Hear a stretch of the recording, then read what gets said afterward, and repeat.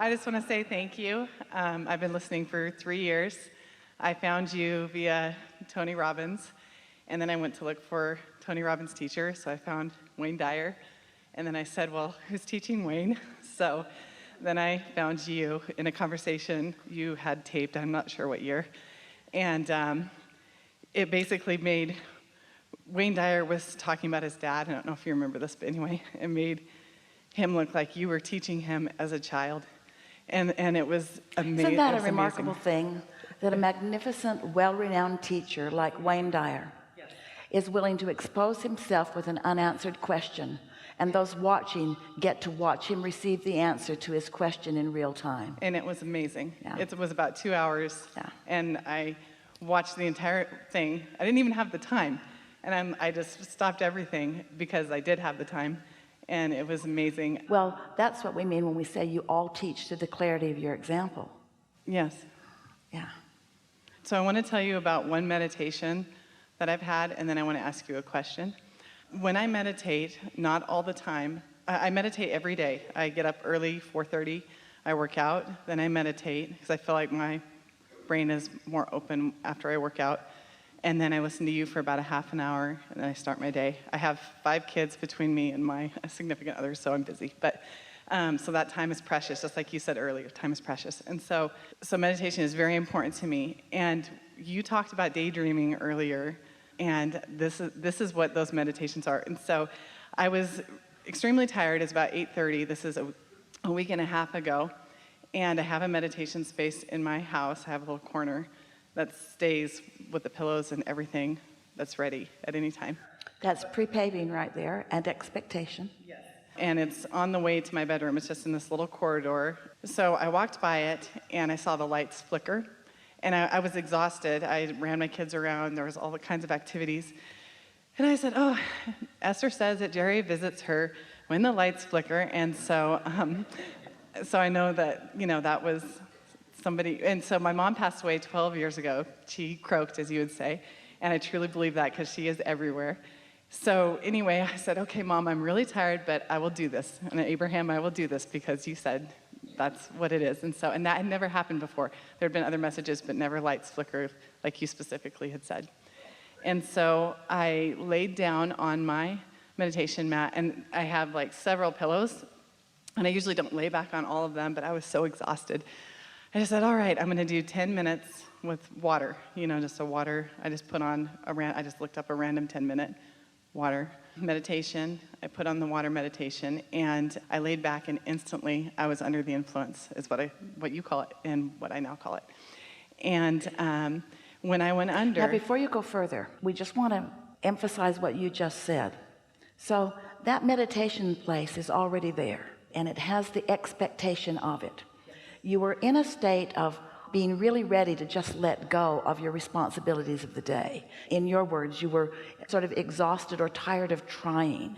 And so without even realizing it, you had set yourself up for the perfect opportunity for a rendezvous, so much so that you timed a rendezvous with those blinking lights, which was inspiration to go further. So we're just wanting to emphasize the getting ready to be ready to be ready to be ready, and the value of pre-paving. In other words, you were setting yourself up for this rendezvous. And so yes, and so I laid back and I fell under.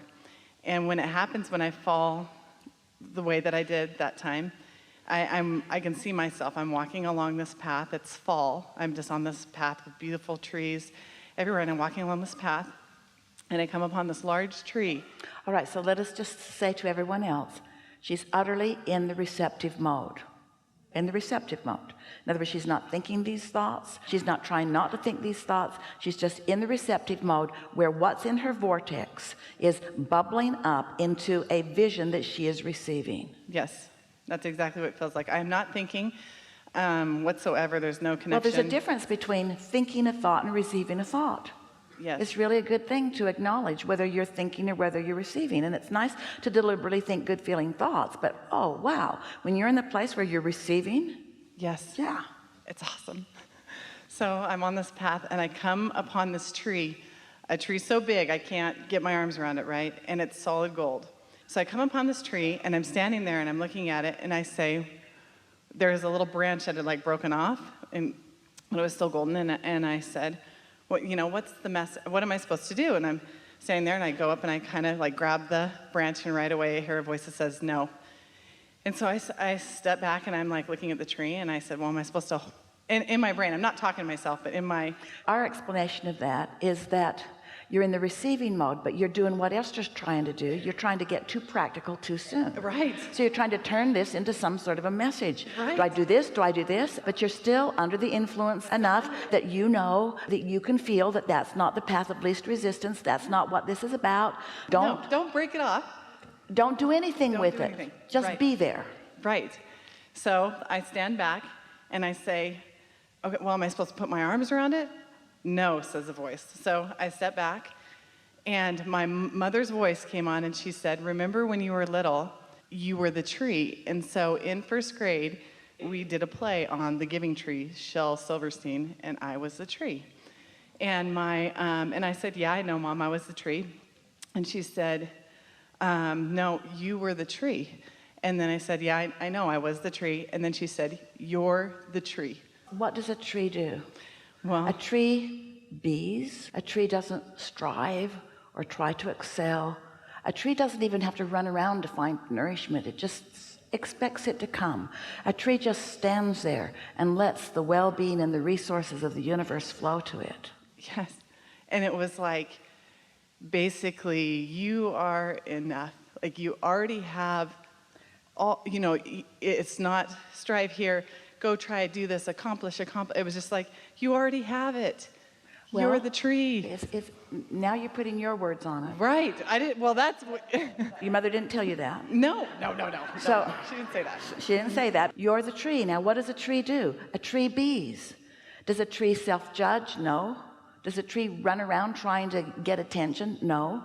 Does a tree receive the resources from the universe right where it stands? Does a tree thrive where it bees? In other words, that tree that your mother was explaining to you represents the state of allowing, the state of being, not the state of trying, not the state of proving, not the state of running after things. Step one, you scramble around a little bit. You're not the tree in step one.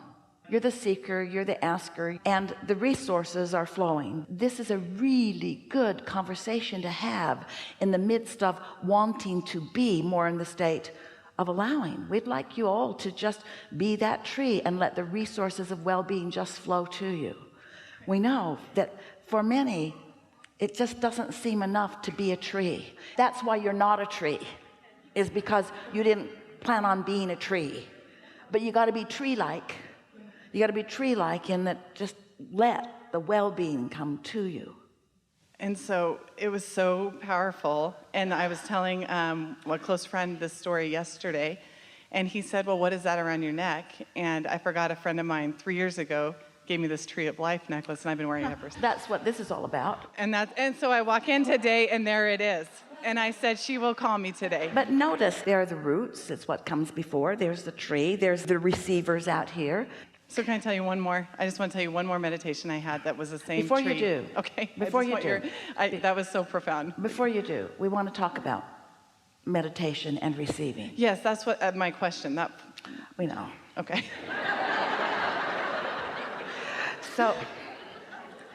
So I want more of that. How do I get to that? So, like, of course, every morning it's not like that, or every time I don't get these like fabulous. But when I do, it's like, At first we called this the science of deliberate creation, but you all got too deliberate and too much striving and too much trying to apply the determination that you'd learned in other places in your life to this.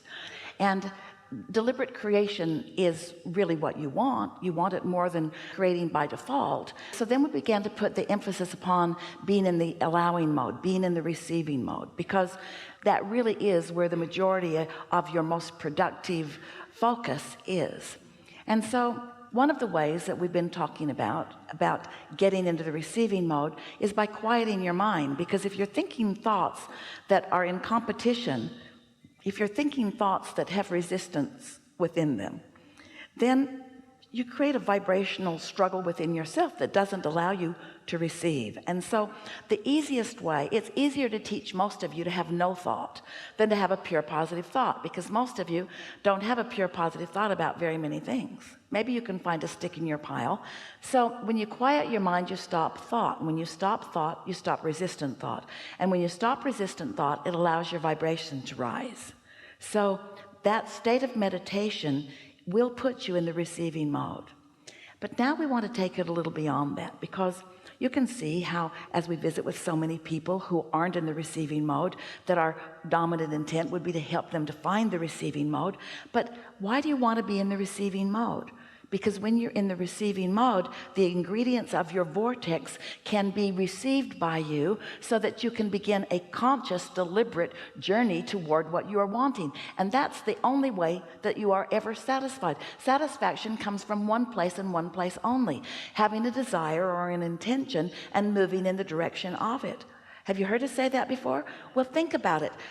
That vortex is all of your desires and all of your intentions. So you must be moving in the direction of your vortex.